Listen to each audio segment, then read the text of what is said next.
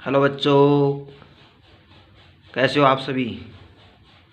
उम्मीद करता हूँ सभी अच्छे होंगे, मस्त होंगे, स्वस्थ होंगे। बच्चों, आज अपन केमिस्ट्री का पहला टॉपिक सॉलिड स्टेट के जितने क्वेश्चन बनते हैं BSc nursing, B pharma, paramedical में, उन सभी क्वेश्चंस को टच करने की कोशिश करेंगे। तो दोस्तों, क्लास शुरू करें उससे पहले आप सभी चैनल को सब्सक्राइब करें और लाइक एंड शेयर करें ताकि आने वाली क्लासेज आप लोगों तक पहुंचाए जा सकें। दोस्तों, केमिस्ट्री के 33 क्वेश्चन बीएससी नर्सिंग में पूछे जाते हैं और बी फार्मा और पैरामेडिकल में 50-50 क्वेश्चन पूछे जाते हैं। तो हमारी कोशिश रहेगी कि केमिस्ट्री के उन सभी क्वेश्चंस को आप लोगों तक लाया जाए जो पिछले 10 साल में पूछे गए हैं। उससे पहले अपन थोड़ी थोड़ी जितनी थ्योरी है आवश्यक वो भी करेंगे, उसके पश्चात उन क्वेश्चंस को करेंगे।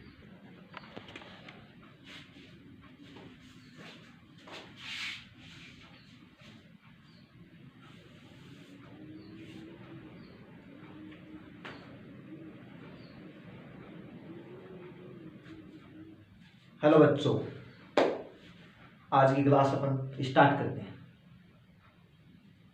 सबसे पहले सॉलिड स्टेट जितने जो क्वेश्चन हैं उन सबको अपन कवर करने की कोशिश करेंगे जो पिछले 7-8 साल 10 साल के अंदर जो पूछे गए हैं बीएससी नर्सिंग में, बी फार्मा में। उन सभी क्वेश्चन को मैं आप लोगों तक लाने की कोशिश करूँगा।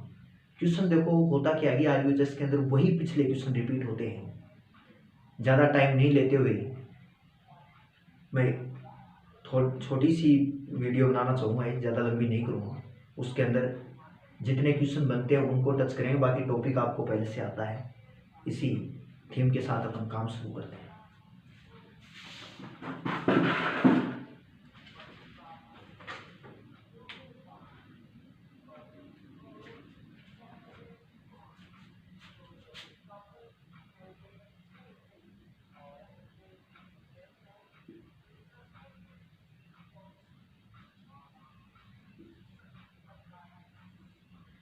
सॉलिड स्टेट की बात करें तो स्टूडेंट्स ये कैसे होते हैं, इसके अंदर जितने भी पार्टिकल होते हैं वो बेटा कैसे होते हैं, क्लोजली पैक्ड होते हैं। कैसे होते हैं, क्लोजली पैक्ड माने जाते हैं। इसके जितने पार्टिकल हैं उन सबको कैसा माना गया है, क्लोजली पैक्ड माना गया है। अपन बात करें तो दोस्तों सॉलिड को दो भागों में बांटा गया है। सबसे पहले यदि बात करते हैं तो क्रिस्टलीय ठोस और दूसरा होता है अक्रिस्टलीय ठोस। कौन से ठोस की बात कर लेते हैं, क्रिस्टलीय। इंग्लिश मीडियम का बच्चा तो क्रिस्टलीन बोलेगा और अक्रिस्टलीय क्या बोलेगा, एमोर्फस सॉलिड बोलेगा। ठीक है, अक्रिस्टलीय।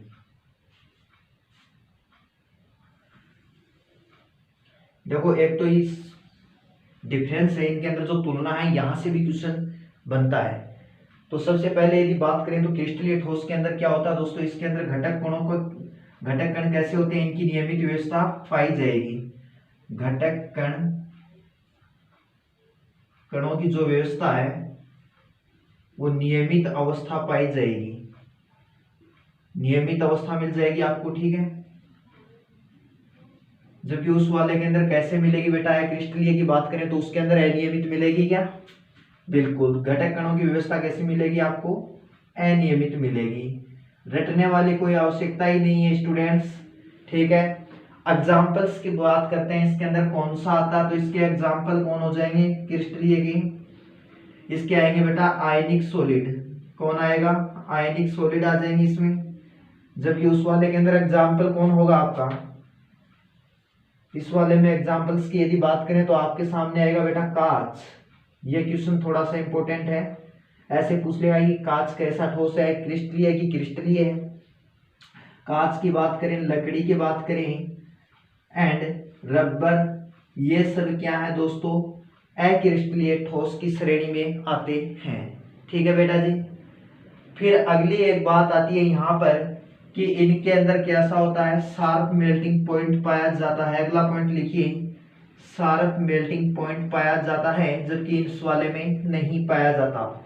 यदि मैं चाकू से काटूं तो कैसी व्यवस्था दर्शाएंगे क्रिस्टलीय ठोस? ये बेटा नियमित व्यवस्था, नियमित कटाव दर्शाएंगे। कैसा कटाव दर्शाएंगे? नियमित कटाव दर्शाएंगे क्या? बिल्कुल, जबकि वो वाले ऐसा नहीं करेंगे। एक अच्छा सा जो मेन पॉइंट यहाँ से जो पूछा जाता है वो क्या है, वो सुनो सभी बच्चे। क्रिस्टलीय ठोस होते हैं वो समदेशिक होंगे कि विषमदेशिक होंगे? तो इसका आंसर हो जाएगा ये विषमदेशिक होते हैं। कैसे होते हैं बेटा जी? विषमदेशिक होंगे, जबकि ये वाले होते हैं अक्रिस्टलीय ठोस, ये समदेशिक होते हैं। इससे जो पूछा जाता है, इस अंतर से ये दो ही क्वेश्चन पूछे जाते हैं, समदेशिक और विषमदेशिक पूछ लेता है या फिर पूछता है यहाँ से इनके एग्जाम्पल देकर के कि कांच या लकड़ी या रबर क्या है, कौन से ठोस की श्रेणी में आते हैं। ठीक है, एक यहाँ पर एक बात और बता देता हूँ, क्रिस्टलीय ठोस होते हैं ये बेटा जी वास्तविक ठोस होते हैं। कौन से ठोस होते हैं बेटा जी? वास्तविक ठोस कहलाते हैं। जबकि ये अक्रिस्टलीय ठोस होते हैं, इन्हें आभासी ठोस भी कहा जाता है।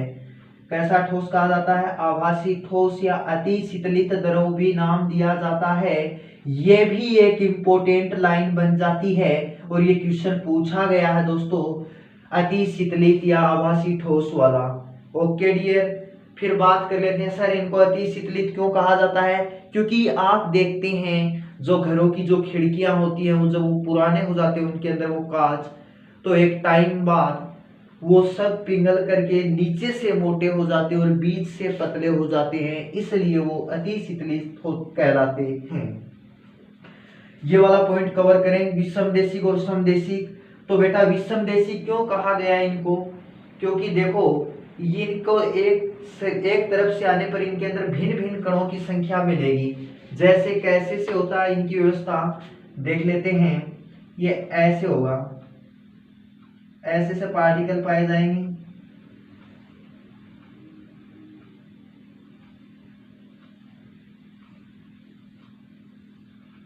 अब मैं इधर से आने का प्रयत्न करूंगा तो मेरे सामने दो प्रकार के पार्टिकल आ रहे हैं, एक ही आ रहा है, एक ही आ रहा है, एक ही आ रहा है। ये सेम आते तब तो क्या कहते? समदेशिक होते, अदरवाइज विषमदेशिक।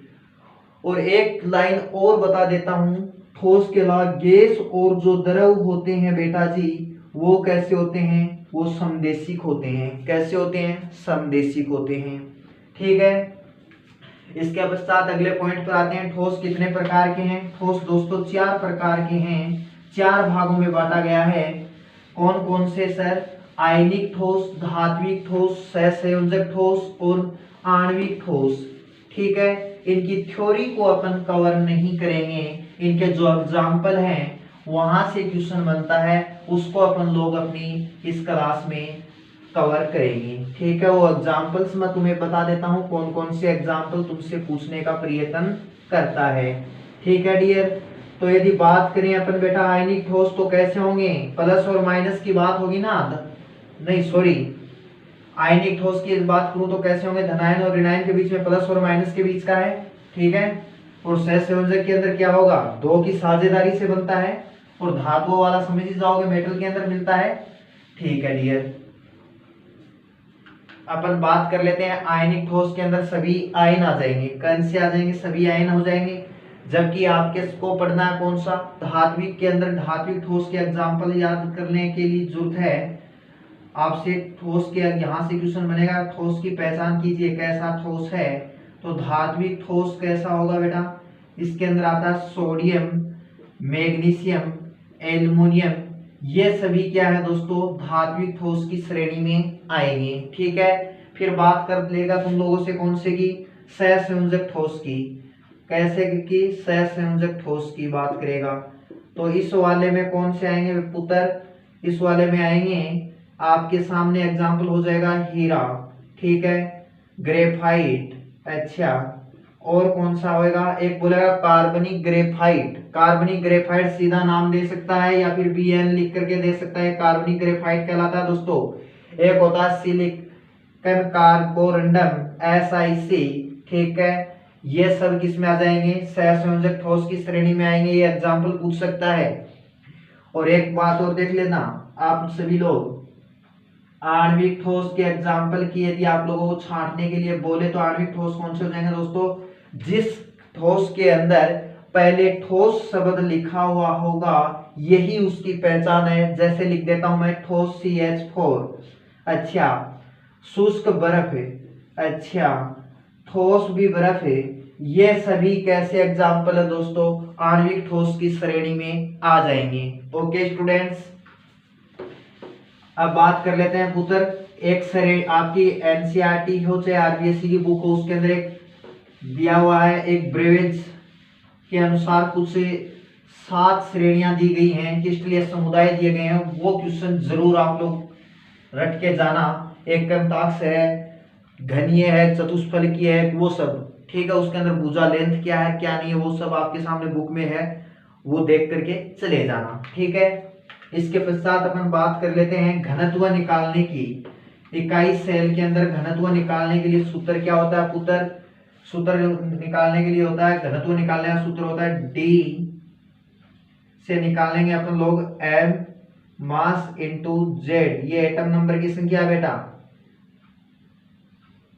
ठीक है, इंटू बटे Na इंटू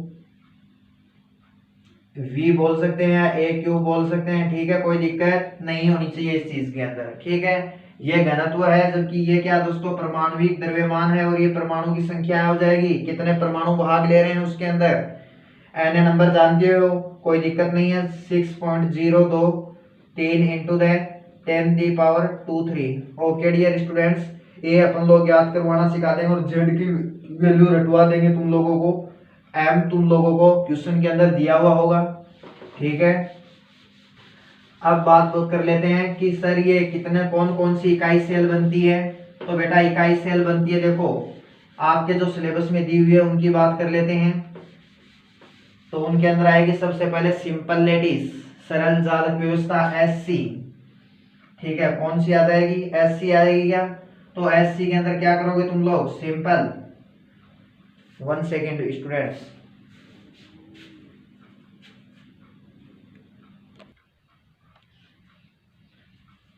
हाँ तो स्टूडेंट्स अपन बात कर रहे थे सिंपल लेटिस सरल जालक की, जिसको अपन लोग लिखते हैं बेटा जी SC, ठीक है। एक होता है बॉडी सेंटर्ड BCC, ठीक है, एक होता है फेस सेंटर्ड तो FCC,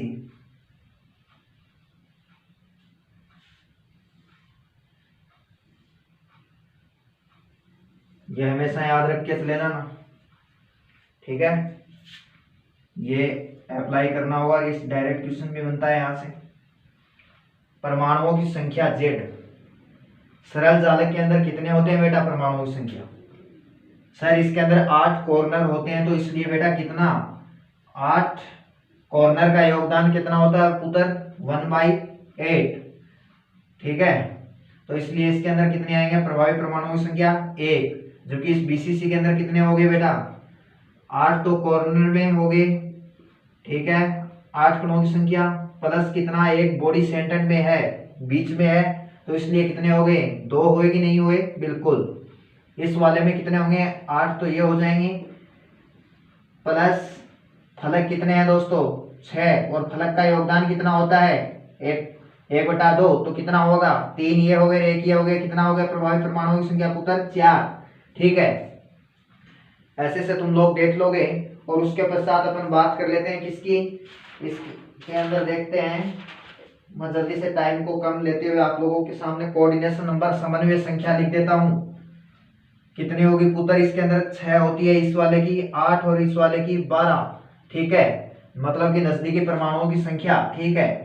and the packing efficiency की यदि बात करें तो पैकिंग एफिशिएंसी कितनी होती है, SC की कितनी होती है पुत्र 52% होती है, इस वाले की कितनी होती है, फटाफट बोलो कितनी होती है, इसकी 68% होती है क्या, और उस वाले की कितनी होती है FCC के अंदर 74% होती है, ठीक है।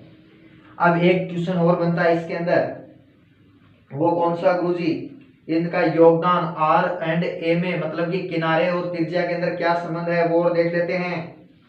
तो वो पुत्र इस वाले के अंदर हो जाएगा क्या, क्या रिलेशन होता है, आर बाई ए बटे 2, जबकि इस वाले में कितना हो जाएगा, आर इज इक्वल टू √3 ए बटे 2। इस वाले में कितना हो जाएगा, बोल के बोलो कितना हो जाएगा इस वाले में, ए बटा 2 √2 हो जाएगा क्या, कितना हो जाएगा इस वाले में, ए बटा 2 √2।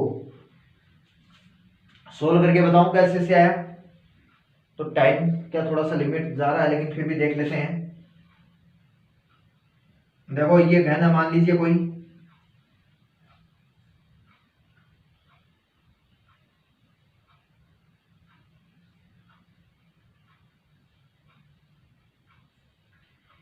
ये किनारे की लेंथ ए होती है, सबको मालूम है।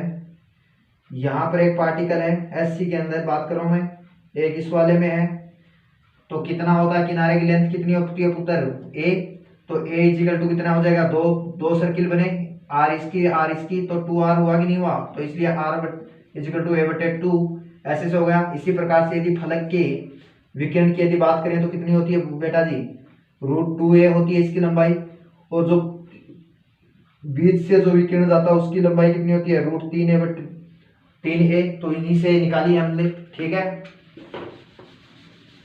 फटाफट अब एक क्वेश्चन और रह गया अपना, उसके ऊपर और आ जाते हैं, फिर अपना टॉपिक फिनिश हो जाएगा। आप लोगों से एक क्वेश्चन बनता है रिक्तिका का, ठीक है, तो रिक्तिका वाला कैसे से निकालते हैं वो देख लेते हैं बेटा जी। फटाफट, टाइम नहीं लेंगे ज्यादा, कौन सी रिक्तिका बनेगी वो तुम लोगों को देखना है।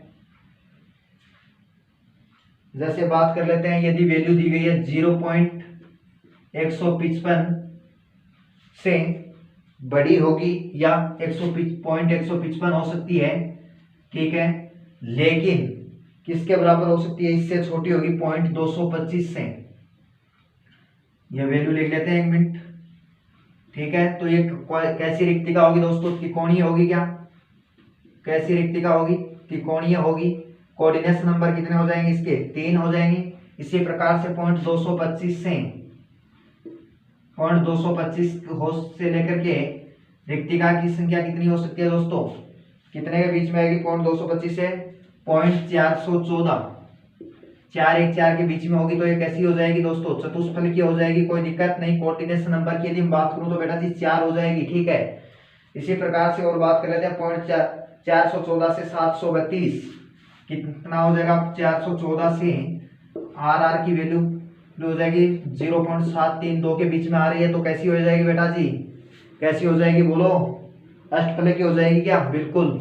यहाँ पर अष्टफलकीय हो रही है लेकिन कोऑर्डिनेट्स नंबर की संख्या कितनी है बेटा, 6। इसी प्रकार से यदि मैं 7.732 से यदि मैं लेकर के चलूं तो ये 1 के तक हो सकती है, तो कैसी हो जाएगी, ये क्यूबिक हो जाएगी क्या, बिल्कुल क्यूबिक हो जाएगी। और यहाँ पर कोऑर्डिनेट्स नंबर की संख्या कितनी, 8। ओके स्टूडेंट्स, तुम लोगों से यहाँ पर क्वेश्चन कैसे पूछेगा, तुम लोगों को कोई भी रिक्तिका दे देगा, उसकी वैल्यू तुम लोगों को इसके बीच में होगी, ठीक है। उसके पश्चात तुम्हें कहेगा एक कोऑर्डिनेट्स नंबर बताओ, समन्वय संख्या क्या है इसकी, या फिर इसकी आकृति कैसी बन रही है, तो तुम लोग बता दोगे। जैसे तुम लोगों को इनके बीच में कोई वैल्यू दी तो तुम लोग कहोगे कि सर ये चतुष्फलकीय है और इसकी समन्वय संख्या 4 है, ठीक है स्टूडेंट्स। यहाँ से ऐसे क्वेश्चन बनता है।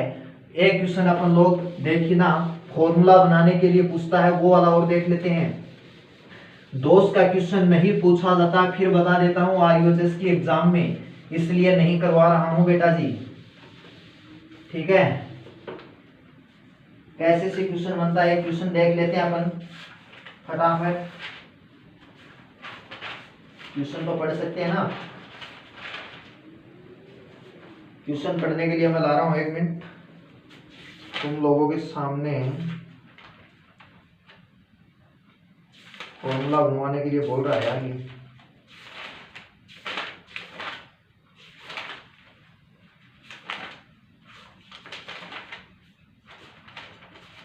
सॉरी 1 सेकेंड स्टूडेंट्स, टाइम जा रहा है आपके लिए।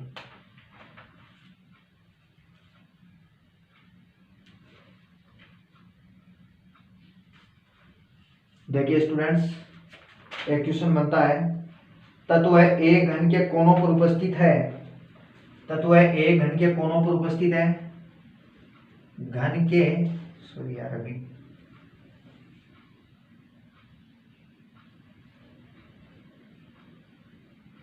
घन के कोनों पर व्यवस्थित है ए, ठीक है।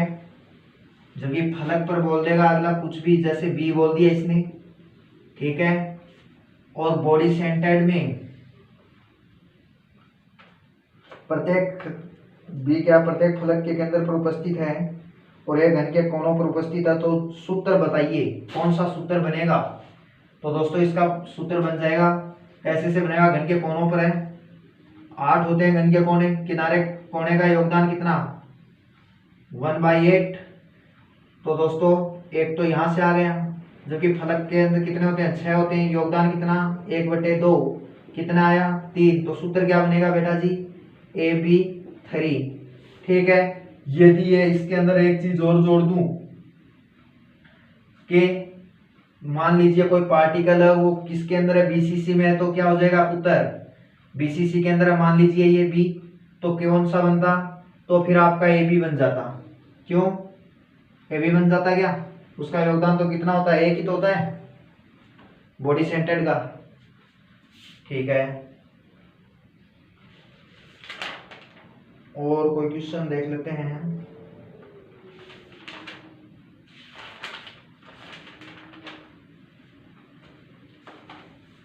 आप लोगों के लाइक के क्वेश्चन और देखा था मैंने यार।